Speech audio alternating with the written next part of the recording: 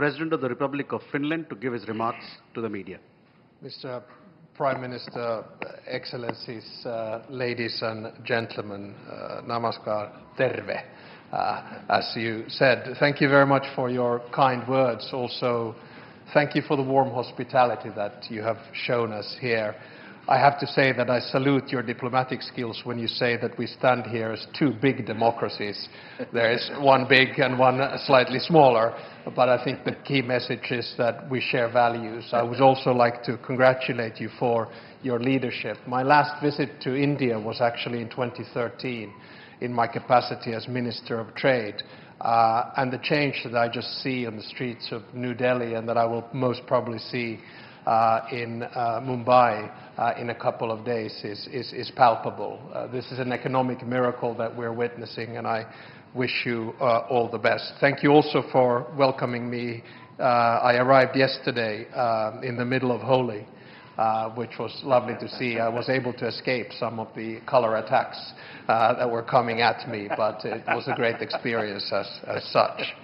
The previous state visit of Finnish head of state, the president, was actually in 1996 with President Martti Ahtisaari, who was very much a man of peace.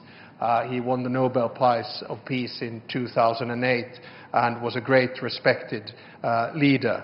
Rarely, if ever, have we been in a situation also where we've had a prime minister here 2 weeks ago in the form of Petteri Orpo, and now a president 2 weeks later.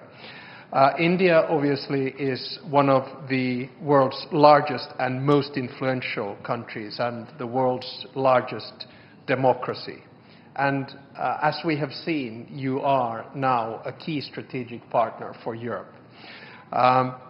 Its importance in foreign and security policy and trade policies is difficult to overstate.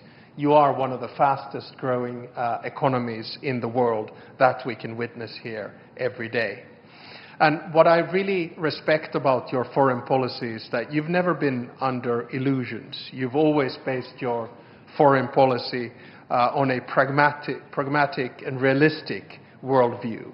You've showed the rest of the world that strategic caution and safeguarding autonomy means a lot, all the while championing multilateralism and global cooperation. And I believe personally that we should all become a little bit more Indian. It's an honor for me to open the Raisina dialogues today together with you, Mr. Prime Minister. It's amazing to see the growth of Raisina. Only in 10 years it's become one of the key set pieces where everyone in the world is listening and watching what is happening at Raisina, not least right now when the world is so turbulent. The world is changing. We are living through a transition in the global order, and India, together with its friends in the global south, will determine the direction in which this order will go. And that is one of the key issues. It's been so fruitful to discuss and understand your approach. Today we discussed security issues in the region. We have conflicts in both regions, in West Asia and also, of course, in Ukraine. And for us, Russia's war of aggression against Ukraine has lasted for too long, 4 years. We agreed that ending the war is in everyone's interests. A lasting peace can only be one that respects the principles of the United Nations.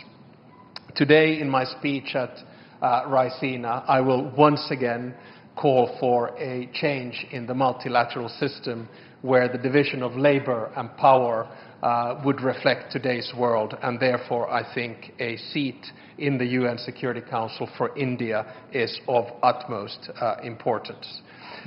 We of course also discussed today the relationship between India and the EU, and I have to say that the trade agreement and the strategic partnership that was forged just a little while back between the EU and India is of great significance.